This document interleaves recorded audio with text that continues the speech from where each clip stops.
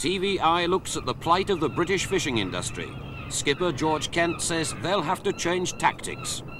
I've always been an honourable man and I've thought that we should always abide by the rules, but I'm beginning to think otherwise now.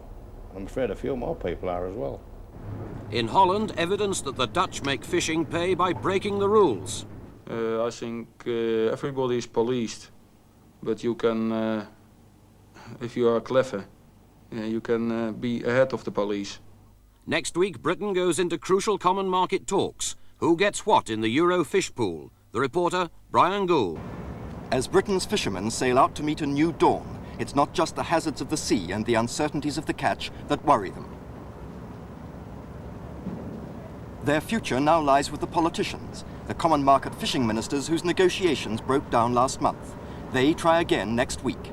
I'm extremely pessimistic indeed about the future of the British deep sea industry. I must say that I take a very sad view about the future of the British fishing industry as a whole, because I do not think that it is possible for justice to be done to Britain on the common fisheries account. When Britain joined the EEC, we claimed only a 12-mile limit, like most other countries. After the Cod War with Iceland, we extended our waters to 200 miles. But as common market members, our 200-mile zone didn't belong exclusively to us. It went to make up nearly 70% of a Euro fish pool, shared with other common market countries, who could therefore take advantage of our rich fishing grounds in the North Sea. The result, says the industry, has been disastrous. Not only must Britain share its own waters with the common market, we've also lost our concessions in the 200-mile zones of other countries. The future of ports like Grimsby is now in jeopardy. Grimsby remains the country's biggest fish market, but most of the distant water fish now landed here isn't British. This trawler, back from Arctic waters, is Icelandic. As foreign fleets flourish, the British deep sea fleet has slumped from more than 500 vessels 5 years ago to less than 100 now. We are giving away very substantial quantities of our own natural resources to the rest of the community without royalties, without rents, without rates, without taxes, without any comeback of any kind. And even on a favourable outlook about the outcome of the current discussions on the common fisheries policy, it looks as though the United Kingdom will be giving away at least £250 million worth of our natural marine resources every year in perpetuity. And this is totally absurd. It couldn't possibly happen in any other sphere. And it's a matter of amazement to me that it's being allowed to happen in this sphere without the media and the British public saying Dicky Bird. It's the men at sea whose jobs are most directly threatened by the fishing industry's problems. But for every fisherman at sea, there are at least 6 jobs on shore. Jobs like those of these Grimsby dockers, known locally as lumpers, working all night to land, sort and prepare for auction 140 tons of Icelandic fish. Fishing's future has been put at risk, according to John Davis, an advisor to the industry, from the moment we joined the Common Market 6. I've always compared it, the original 6, with a gang of petty thieves that set out to rob a sub-post office. Because that's what they were trying to do, and they were really trying to get just the 12-mile limits around our shores and around Norway's shores. But of course, in the interim, along came 200-mile limits. So this gang of petty thieves, instead of a sub-post office, suddenly found a bank with the vaults wide open. The buyers at the Grimsby auction aren't at all concerned where the fish comes from, as long as supplies are available. 57, 56, 55... But for Britain's negotiators at next week's talks, it does matter. Their task is to ensure that British fishermen have a fair chance to compete in their own market. The Agriculture Minister, Peter Walker, says we need a common market policy if fish stocks are to survive. You have a situation where the waters of Europe genuinely are waters of Europe. Fish have no great respect for boundaries and frontiers. And if, for example, the other countries of Europe pursued policies of overfishing, it would affect the fish that would then come into what would have been our territorial waters. And a great number of the breeding grounds of fish for Europe and fish for British waters in Europe are outside the British territorial limits. And so if we went for a free-for-all and we said we'd have all the fish in our limits and they'd have all the fish in theirs, they would have all of the fish in our breeding grounds. And so it does make a great deal of sense to have a European policy on fish. BBC Radio Humberside, news time. There's been a severe setback in the common market fishing talks. For sale, what's left of the British deep-sea fleet. For prospective buyers, just one word of warning. These boats are laid up because they've got nowhere left to fish. Hull, once the capital of the deep-sea industry, now looks more like its graveyard. These boats should be fishing in Norwegian waters, but following the breakdown of the talks, the Norwegians have banned all common market vessels until the EEC can sort itself out. And that's a body blow for trawler owners like Thomas Boyd. If you look outside this office, you will see that all our vessels, every single vessel that the company possesses, deep-sea vessel, is tied up outside. And they are tied up outside because of lack of fishing opportunities, not because we are unable to make the vessels operate profitably. We have, certainly in the port of Hull, we have very sophisticated, highly efficient freezer vessels. And to date, the conditions have been non-existent whereby we can operate those profitably. We just simply have not had the fishing opportunities. Every day of enforced idleness for the Arctic Galliard and the other 6 vessels in the Boyd fleet costs the company £1,000 per day per boat. Little wonder they're desperate for an EEC agreement at almost any price. As the Norwegian ban continues, skipper George Kent spells out the consequences. How long since he's been to sea? We docked on the 10th of December from the mackerel grounds. And is it usual to have the ship laid up for that length of time? No, we would have been away within 2 or 3 days. As soon as we got landed, we had opportunity to fish somewhere. And why aren't you? Well, because of this ban on the Norwegian business, we'd have definitely been up there at this time of the year, which is, we regard it as one of the best times of the year for fishing. And is it a serious matter for you that you're not there? Yes, it's very serious, yes. And what would happen if the ban continued?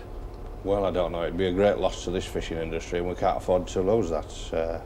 Them fishing opportunities up there. How many men are employed on this ship? 32. And what are they doing at the moment? They're all on the dole. Nothing. And they'll stay on the dole until some opportunity They'll stay on the dole comes. until such times as we get somewhere to go. And what are you hoping for from the politicians who are involved in trying to raise Well, I hope ban? they take their fingers out and just realise what's going on, and try and get us a few more opportunities, and you'll be able to employ a lot more people. With nowhere to go, how long can Boyd's fleet survive? Well, at the moment, because of restricted fishing opportunities, we are unable to service our borrowing, and that means that we have to sell ships to survive. And we've been pursuing a policy of selling ships as hard as we possibly can. And we have 7 ships left at the moment, and we have to sell more. 6:30 on a cold January morning in sea area Tyne. The deep sea fleet may be laid up, but for middle water and inshore fishermen like Frank Reed and his 2-man crew, it's business as usual.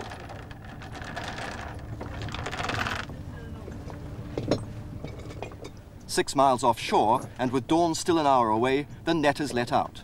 The bad weather means they can't go out too far into the North Sea, and that will limit the size of their catch.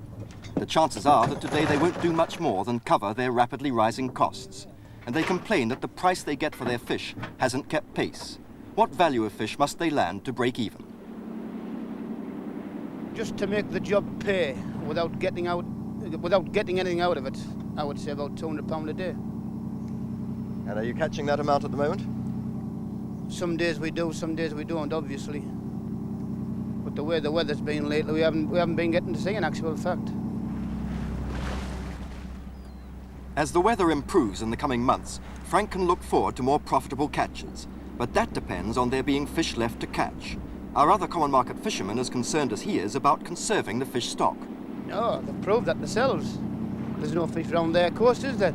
That's why they want to come here, to clean up what bit we've got. But wouldn't you be happy with a quota that would enable you to catch a certain amount of fish? It's all right them establishing quotas, but it doesn't say that the fish is going to be there to catch that amount of fish. Midday, and the moment of truth approaches. They've been towing the net for 3.5 hours. As they haul it in, they're 14 miles offshore, well out in the Euro fish pool. In these waters, there are always other boats close at hand, many of them foreign, all competing for the catch. The common market boats are subject to quotas. Hey, get up! Frank's catch will be recorded and will count against the British total, and British fishing inspectors enforce the rules on quotas very strictly, even though they depend on a gentleman's agreement to which we weren't even a party. Today's catch, mainly prawns, will be modest. British fishermen fear that Britain's quota under a new common market fishing policy will be equally modest, and they also think that they'll lose out on the vexed question of who can fish where. With the deep sea fleet laid up, even inside the Europool there are problems. So far we've been allowed to retain our exclusive 12-mile limit, but last month's talks broke down over French insistence that we should have only 6 miles as from the beginning of 1983. And as this shot from Frank Reed's boat shows, 6 miles isn't far. The lights on shore are still clearly visible. The French bombshell was the main talking point at a crisis meeting of fishermen from the main English fishing ports. Were they happy? No. Not really. Considering the fact that we set out asking for 50 miles, and we're now being offered or told we should accept 6 miles with some favourable aspects out to 12 miles, how could we possibly be in favour of it? No way at all. How serious would it be if you had to accept that? They may as well come shore to shore, because it's the 6 to 12 is some of the most important spawning grounds, and they'll just devastate them. If Mr. Walker's been threatening us by 1st of January 1983, it'll be shore to shore, but that threat doesn't matter. If they're only offering us a 6-mile limit, they may as well come shore to shore, because they'll be doing far too much damage anyway. We can forget it. We had an incident. We had an incident before they closed the herring ban. We were trawling just outside of, well, between the 6 and 12-mile band. There was a fleet of about 60 Dutch trawlers, and one of them tangled my gear. My boat was only a 50-foot boat at the time, and there's this 120-foot big Dutch stern trawler. He tangled our gear, tore it in half, and we chased after him, trying to get it back. No understanding, no understanding. So we threatened to drop an anchor on his net, and we'll heave up.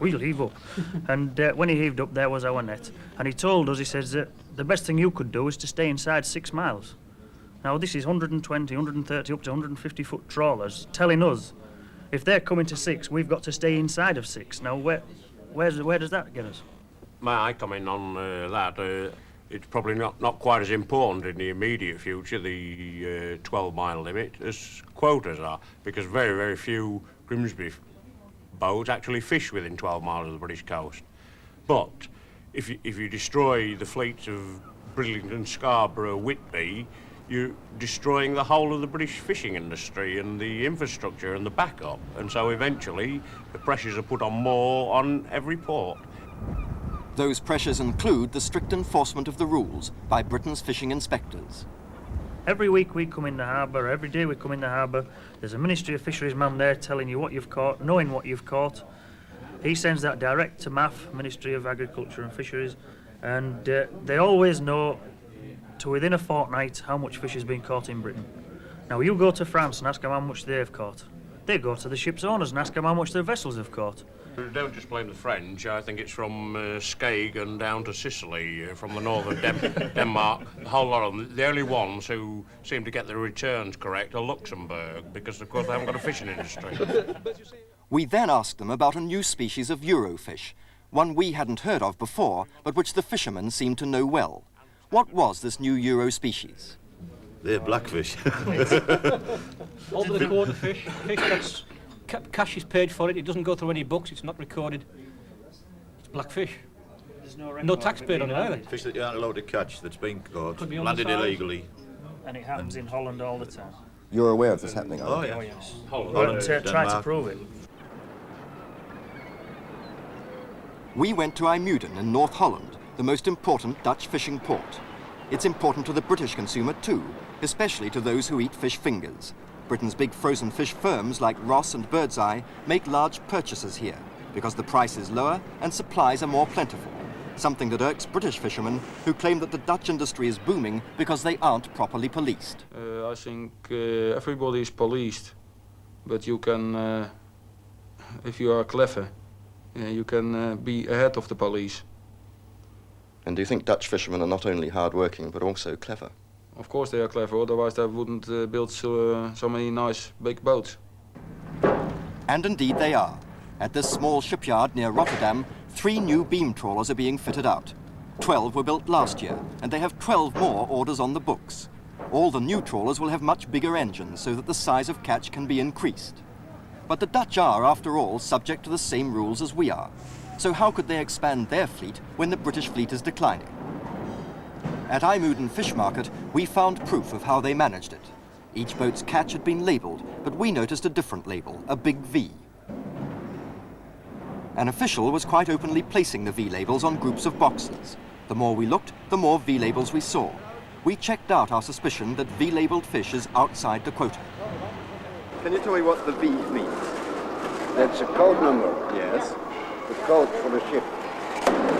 But there were V's on fish from all the ships. Yeah, that's a kind of code. Yes. What does it mean? It has no meaning. It has no meaning at all. But some boxes of fish had the V, yeah, and other boxes of fish had the number of the ship. Yeah, I know what you mean. Well, yes, it is just a code, nothing else. But who's are the code for? I can tell you. You can't tell me. No. But this man just gave it to me. Can he tell me? Yes, I don't think he will tell you. Why won't he tell me? You know, that fish is quoted. And all ships have just a part of it. Yes. That's to say they have about 50 boxes for a night. But if they have 51 boxes, or more than 50, they will sell it at that number. And that means it's outside the quota? Yes. And that happens with most ships? Yes. Thank you very much indeed. Are you interested in it? Yes, very interested, yes. Why? Well, because in Britain, the fishermen say that they have to stick to the quotas. What do the fishing inspectors say about it? Yeah. Do they know about it? I think so. You think they know? But why don't they do anything about it? Well, I don't know. Just Do you think it's they're persuaded not to take any notice?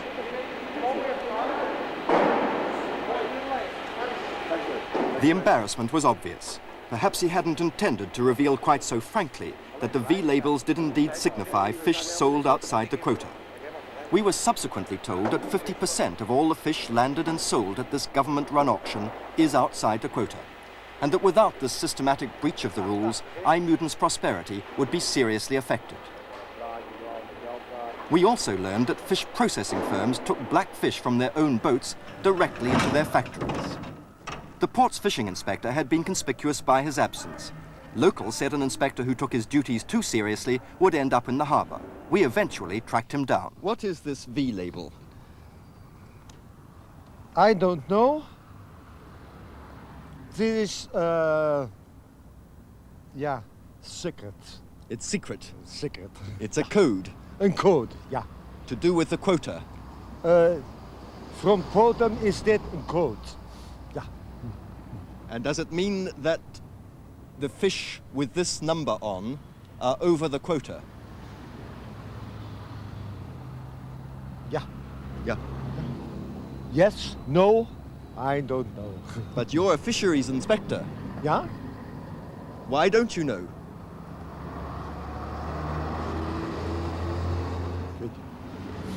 Who prints the label?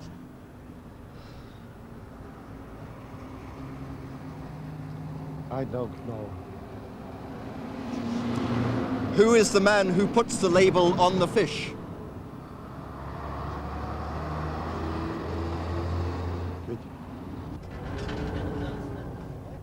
As the Dutch fishing industry goes from strength to strength, and other common market countries also manage to get round the rules, British fishermen like Frank Reed are understandably angry. They fear that even if the negotiations in Brussels are successful, an agreement which they have to honour, but which others ignore, would be worse than no agreement at all. How important is the 12-mile limit? It's very important to us, because access means that you can obtain your quota of fish that much cheaper and to the benefit of the local community. So it's a very important principle. You say it's important, but is it a sticking point? Well, of course it's a sticking point. That's why the negotiations broke down last time. Of course, what the French were demanding on excess was unacceptable. So you wouldn't agree to a deal which meant a 6-mile limit with some extensions out to 12 miles? No, of course not.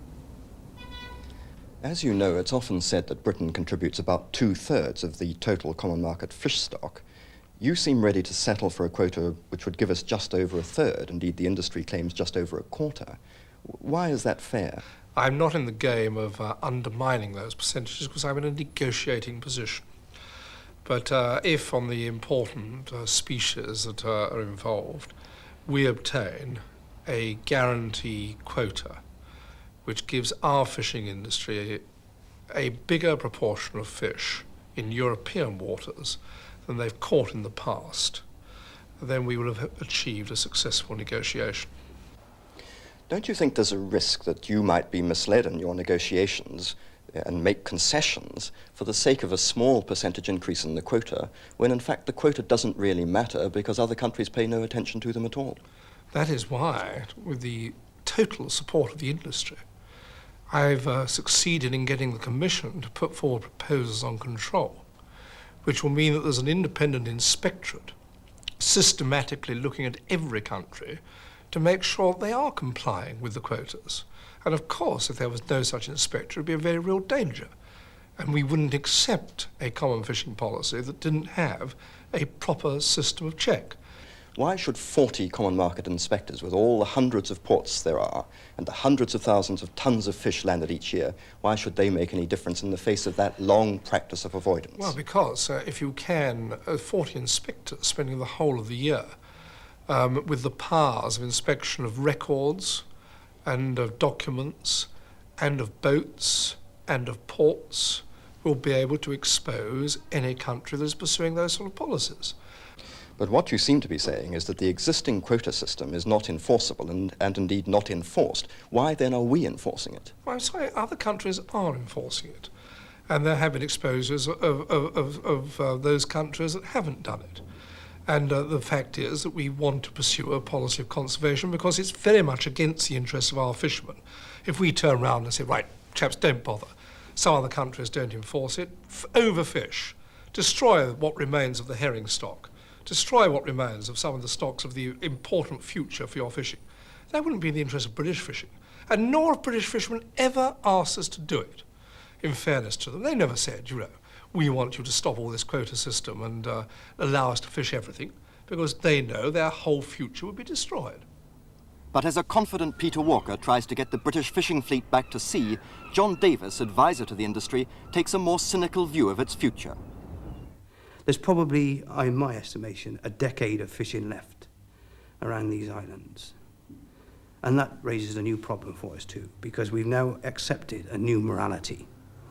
And we have to play the same game as they did. We accepted cunning and deceit. We've now said to them, right, we agree, that's the way you run things. And we've put our signature to it. So that's the way we're going to do it too. So from now on, we've got to cheat as well. Because if we don't, we'll lose everything eventually anyway, but we're going to lose in the interim. So we might as well do the same as the rest of them. What do you mean by cheat? Well, there will be paper rules, which, as has been the case for the last 8 to 10 years I've been associated with this common fisheries policy, have been ignored.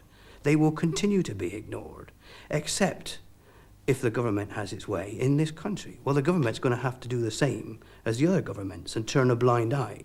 And the fishermen are going to have to ignore the quotas. And they're going to have to do the same as the French and the Danes and the Dutch and the Germans and just go out and catch fish. Forget the future. Forget about conservation. That isn't going to matter anymore. So either our civil servants, our fisheries officers, have to be corrupted, or maybe they have to be coerced. Perhaps a few have to finish in the dock before the matter's sorted out. But I don't see how the government can now enforce our fishermen to follow the rules when they've accepted a new morality and a new set of rules. Those new rules could emerge from next week's talks. But even if they do, if the new rules are treated with as little respect as are the present arrangements, the seagulls following Frank Reed's boat home could seem more like vultures.